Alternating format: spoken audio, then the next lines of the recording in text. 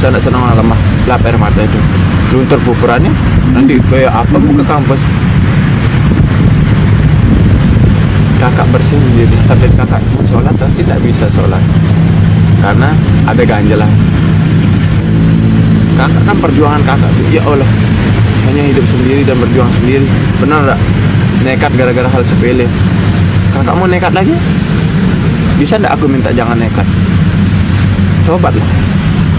Nyawa saya kasih kakak, biar kakak tahu bahwa kakak itu berarti bagi dunia ini. Setengah percaya, sedikit percaya. Itu pikiranmu sekarang. Karena kamu baru kenal saya. Saya bisa baca langsung kok. Bingung kenapa saya ngomong gini. Kamu kira saya sama modus sama kayak cowok yang lain? Benar kan? Modus iya, ikut gini. Buktinya dia ngerusak kamu. Walaupun kita berdua di kamar, saya tidak bisa apa-apa. Sama sedih mandiin sama mama. Saya bukan sama kayak cowok yang lain. Biar jelas. Karena cowok itu hanya manfaatin kan? Kamu mau berubah atau tidak? Kalau kamu tidak mau berubah, saya pergi. Tapi kalau kamu berubah, saya akan tetap di sini dengan Bocor rekaman suara Agus Buntung saat merayu wanita. Dalam rekaman suara, terdengar Agus Buntung merayu korban untuk bisa diajak ke kamar homestay.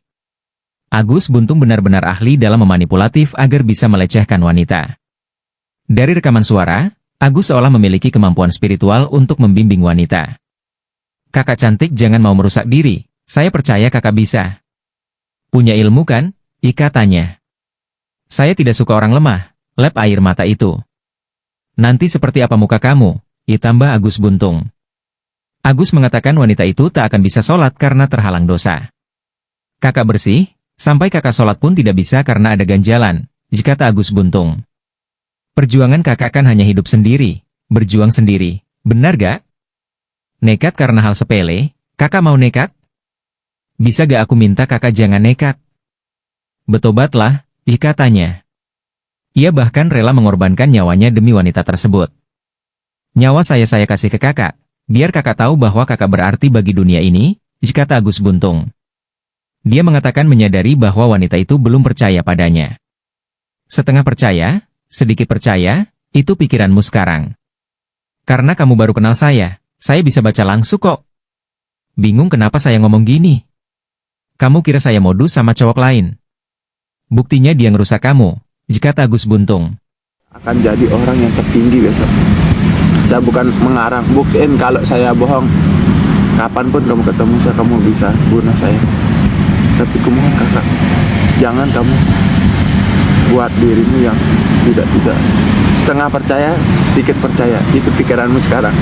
Karena kamu baru kenal saya bisa baca langsung kok. Bingung kenapa saya ngomong gini. Kamu kira saya sama modus sama kayak cowok yang lain? Benar kan? Modus iya, ikut gini. Buktinya dia ngerusak kamu. Gitu. Saya langsung ke poin. Biar kamu tidak bilang saya ngerusak. Daka itu nanti masih sasak. Bahasa Indonesia ya. Walaupun kita berdua di kamar, saya tidak bisa apa-apa. Sama sedih mandiin sama mama. Saya bukan sama kayak cowok yang lain. Biar jelas. Karena cowok itu hanya manfaatin kan? Rasain, saya Hindu.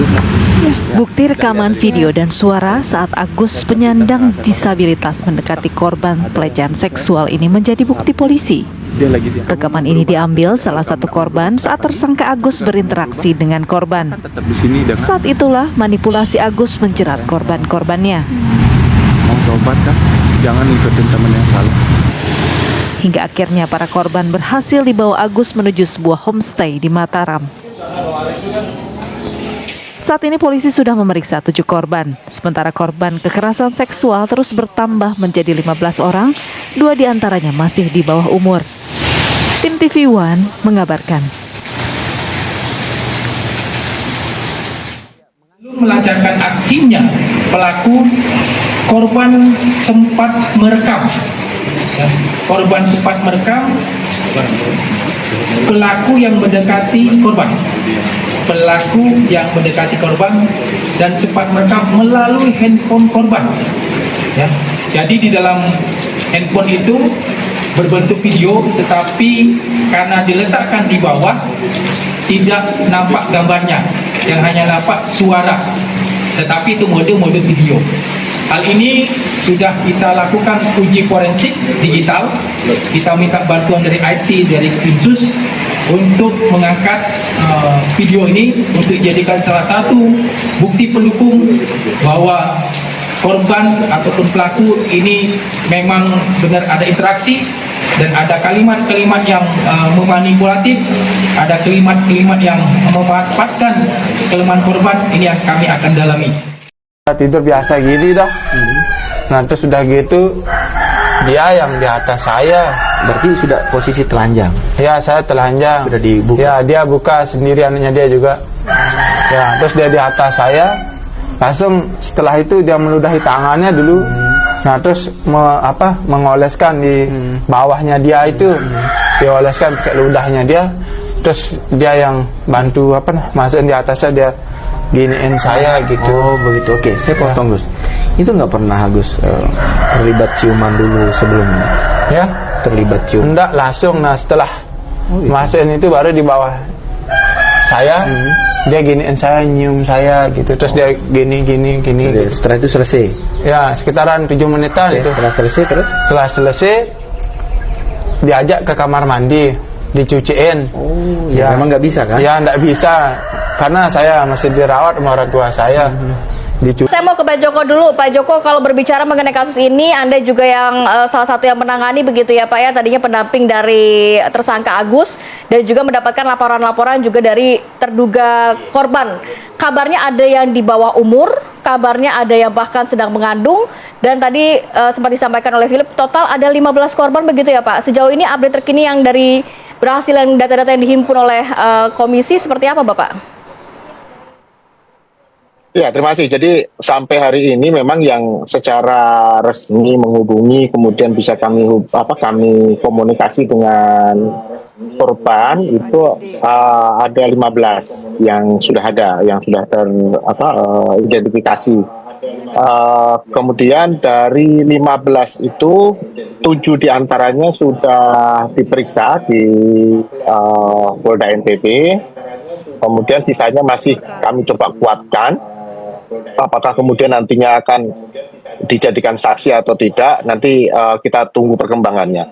Nah, dari 15 itu memang ada 3 orang yang usianya masih anak-anak, dan dari 3 itu 2 diantaranya sudah bisa diperiksa di kepolisian. Itu Mbak.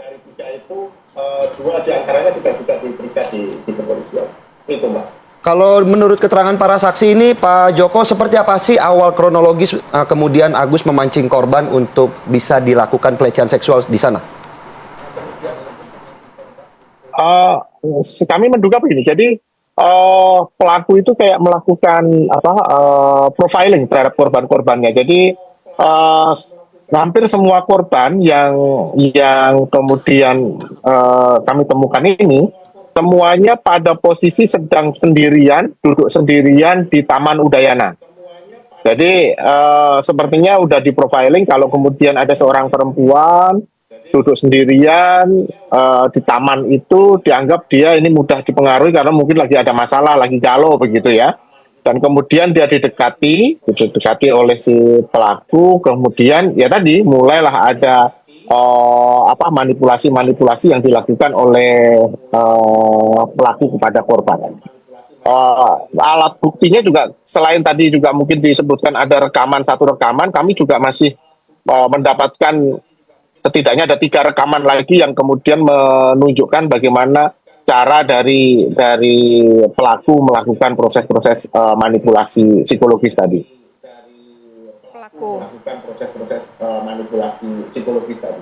Baik Pak Joko, apakah memang benar ada ancaman juga, kemudian ada manipulasi seperti mengajak untuk mandi suci, penghapusan dosa, seperti apa modus atau mungkin kata-kata yang digunakan kalau dari keterangan para korban? Ya, memang pada awalnya setelah awal bertemu itu biasanya dia menggunakan pola-pola persuasif, kemudian menyampaikan bahwa dia punya kelebihan, punya ilmu yang kemudian bisa membantu mengatasi masalahnya. Tampilan kemudian dia menggali informasi yang mungkin bersifat pribadi yang menjadi masalahnya dia gitu. Nah, nanti setelah upaya-upaya itu dilakukan tidak membuahkan hasil, baru terakhir nanti ada pengancaman. Jadi memang ada yang diancam untuk kemudian disebarluaskan aibnya, disebarluaskan masalah yang dihadapi, baik nanti akan menyampaikan ke orang tua atau menyampaikan ke publik. Itu yang kemudian menyebabkan korban ini kemudian mengikuti apa yang menjadi arahan, menjadi kemauan dari si terduga pelaku ini. Agus, terduga pelaku. Baik, terima kasih Pak Joko.